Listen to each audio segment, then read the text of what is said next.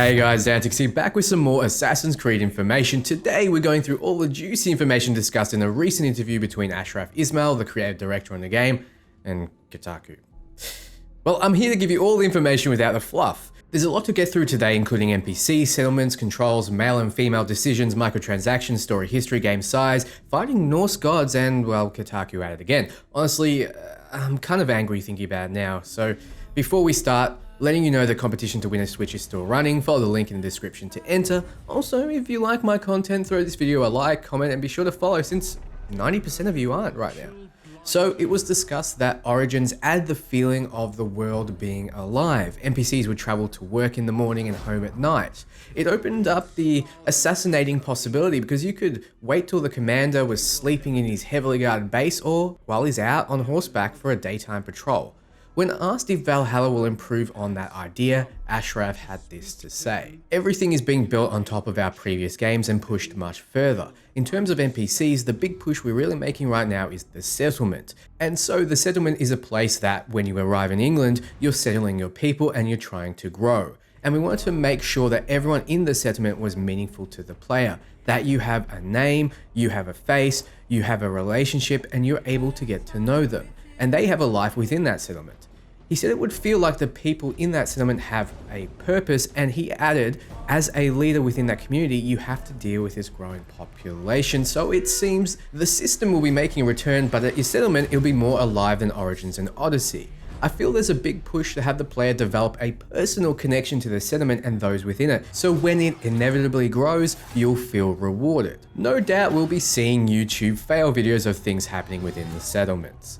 It was discussed that Odyssey had the player moving through regions with very little reasons to return once the area was complete. However, Ashraf mentioned that this iteration will be very different because of those settlements. He says, the idea is we want you to start in the settlement and go out into the world. In the settlement, you might receive some kind of information about what's happening out in the world, whether it's contacts or people that you've known in the past or new opportunities that haven't arrived. When asked if the quest will always lead to violence, Ashraf said, when you set out into the world, you go after whatever that is. You get embroiled into politics, you get caught up into a journey. We give options within that. So sometimes, yes, it means you can, let's say, negotiate to resolve something.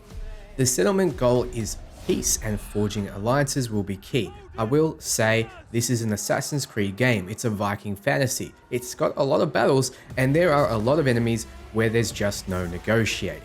So expect typical RPG style missions wherein a lot of the time you'll have multiple ways of going about completing them, perhaps with different outcomes. Though this in itself isn't revolutionary, seeing Vikings try to negotiate for the better of their people will make for a potentially fantastic story, as no doubt, like Ashraf has mentioned in the past, they will struggle between their own personal glory and the needs of their people. So according to Kataku, Ismail said Valhalla will have a similar control scheme to Origins and Odyssey, keeping combat on the shoulder buttons. He mentioned there will be a new tool wheel. So speaking of tools, the interviewer raised the question on playing as a male or female character again. In Odyssey, the choice was mostly cosmetic, but in Valhalla, there'll be a narrative reason. Ashraf says, there is a narrative about this choice and its meaningfulness. When asked if things would play out like in Odyssey, in the dialogue and the quests, and will they be the same regardless of choice, he said, well, in that manner of speaking, yes, it's the same. However, he stops mid-interview and composes himself, and then says, I don't want to spoil anything. So clearly there's an overall reason why both the male and female character can exist. It would have some minor narrative reason that just makes both genders make sense, or maybe there's some kind of gameplay impact. Overall, I don't really care. I'm making a choice and not looking back. Many people will be the same, making their choice and pushing forward, but it's good to know the character you pick will be canon. When Kataku inevitably took the time to complain that the female Eivor hasn't been shown, even though there's been barely even 5 minutes of trailer shown so far, Ismail calmly replied, we will have assets, of course, coming up. There's marketing beats coming up that will highlight the female Eivor, and that's, as you know, going to be across the long campaign ahead of us. So this really showcases his experience as a game and creative director. He made it clear that there's more to come over many months, and there's very little that's been shown. However, this wasn't good enough for Kataku. They go on to say, game developers at big companies don't usually decide how their games will be marketed, so Ismail may not have been the best person to ask, or at least to hold responsible for the decision, like they did something so incredibly wrong. Then he continues, Ubisoft may expect more players to care about the male version, since they've said that players of Assassin's Creed Odyssey chose to be Alexios rather than Cassandra at a ratio of 2-1, but they also are surely aware of how sexist a lot of people are. Is this guy serious? It's not sexist to want to play as a male. Anyway, Ubisoft appeared to have anticipated the protests from some players against female characters over matters of historical accuracy, shutting down such frequently disingenuous inquiries with a history's take that Norse Viking stories contain strong female warriors, and yet the company barely showed their strong female Viking at their game's unveiling. Somehow, Kataku tries to make another political statement after barely 2 trailers are shown with no gameplay. They won't be happy until males are simply removed from gaming, using words like hold responsible and sexist, but not acknowledging the irony of them themselves making it about sex and therefore being sexist. They go on to, in their words, press Ismail on this with the question, was there concern from Ubisoft that fans would react negatively to seeing a female Eivor? They make note to say the PR rep cut in and said, I think it's kind of asked and answered if that's okay, Stephen. She even offered to chat further after the interview. So does this not seem like typical journalistic traps? Damned if you do, damned if you don't. As an amateur journalist though, Stephen, at it again, decided to straight up reveal his or her, or whatever pronoun they use, morally reprehensible narrative by asking if fans would react negatively to seeing a female Eivor, hoping for a little ammunition to write their next hard-hitting sexist piece on gamers. The irony is probably lost on the interviewer too, because as a gamer, they are reacting negatively to males being shown. Ashraf took the interview in good faith and was ambushed like his team are a bunch of sexists, even though it was made painfully clear that females exist in the game and you can choose to play as one, and it's narratively canon. That should have been the end of it, but of course Kotaku decided to follow up because it's not about the game, it's about their narrative. The devs obviously replied saying they would follow up if they wanted to pursue the topic. No doubt because the email written was more garbage that the devs didn't want to be dragged into. So moving on, as this is making me angry, Kotaku decided to dive into boosters and microtransactions. Ashraf says, so we've reflected on a lot since Origins on progression and what that means for players, and we have a new take on progression in this game. We have more the concept of power that is gained through, let's say, the player gaining skills. He said that the developers are trying to avoid any kind of big progression walls or anything that will keep players from accessing parts of the game they're interested in. He specifically said he didn't want people to hit a progression spike that would keep them from experiencing the narrative content. In other words, he wants players to be able to finish the game's main story without grinding or going into a ton of side quests.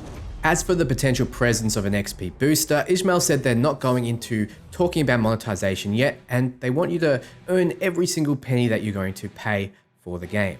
So we don't know exactly how AC Valhalla will handle post-release purchases, but it seems the overall gameplay won't be affected. Since there won't be a leveling system, I hope there isn't a way for the players to buy skills, but I highly doubt it. Right now I'm fairly certain that if there is microtransactions, they'll be purely cosmetic, the way it should be. When asked about the ills of colonization between the Vikings and the English, Ashraf replied, the history of invasion itself in this time's period is, of course, a critical part of the journey. What did it mean for the Vikings of the North to land in England and to collaborate? The Viking approach to this invasion was collaboration. Yes, there was war and it was bloody and it was very brutal, but they adapted themselves to the people they came to. And this is an aspect that we do look at. Some historians will even say that this is maybe why the Vikings lost sort of their way of life and culture over time, that they adapted themselves rather than forcing others, and so that aspect is something we do explore to a certain degree in the game. So Ashraf raises good points. If you think about it, history is written by the victors. Right now there is no one or very few people still worshipping Odin and living the ways of the Viking, even post Dark Age. The Vikings were painted as savage and barbaric, but I doubt they would have been painted that way if they were the ones that didn't need to adapt. So the topic of map size has been debated quite a bit within the community, as we have received a bit of mixed information, but Ashraf clarifies that he doesn't want to talk about map sizes. Honestly, I don't compare the maps, he says. I think these are meaningless. We're going to give people Norway. We're going to give people England, 4 kingdoms, and there's more than that, but we're not ready to talk about that just yet. This is going to be a very fulfilling journey. Since the Ubisoft spokesman tweeted and deleted the map wouldn't be the largest in the series, I'm still of mind that it's smaller but a more denser version than Odyssey, especially since much of Odyssey was ocean. Odyssey and Origins were huge games, but is Valhalla of that size? Ashraf says, I would love that people feel so enriched by the world itself that they hopefully want to continue playing in it and discovering. This is a meticulously handcrafted world. We want to make sure that you really feel the essence of the dark age of England in all of its really beautiful details. Different parts of the country had different practices, different beliefs, different ways of living life, and we wanted to use those details.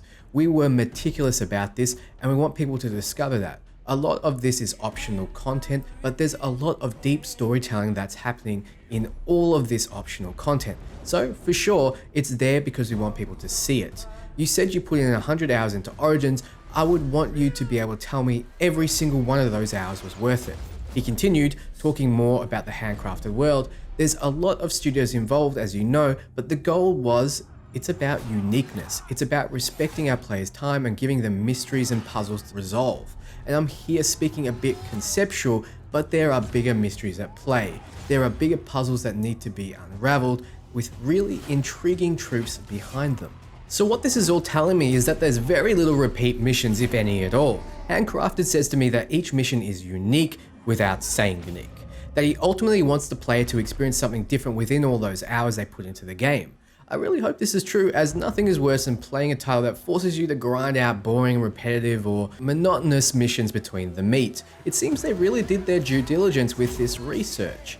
So the Kataku interviewer mentions that last year they received a tip that the next Assassin's Creed would be called Valhalla and involve the Viking invasion of England. They said players would build a settlement, could take over territory and dual-wield weapons. They said players would be able to create characters that could raid other players' games. The tip also mentioned that players would be able to fight gods from the Nordic mythology in dream-like sequences. When the interviewer asked Ashraf, he simply said he doesn't discuss rumors. So take this one with a grain of salt, but it wouldn't surprise me at all if it was true, since Ashraf himself mentioned that the gods will play a role in the title in surprising ways. I hope we can expect God of War scale battles with legendary gear related rewards. So thanks for watching, guys. If you liked the video, do the standard YouTube stuff. It really helps a lot. Are you as pumped for AC Valhalla as I am? Regardless, I'll be back soon with more Valhalla and RPG content. Until next time, friends. Ciao.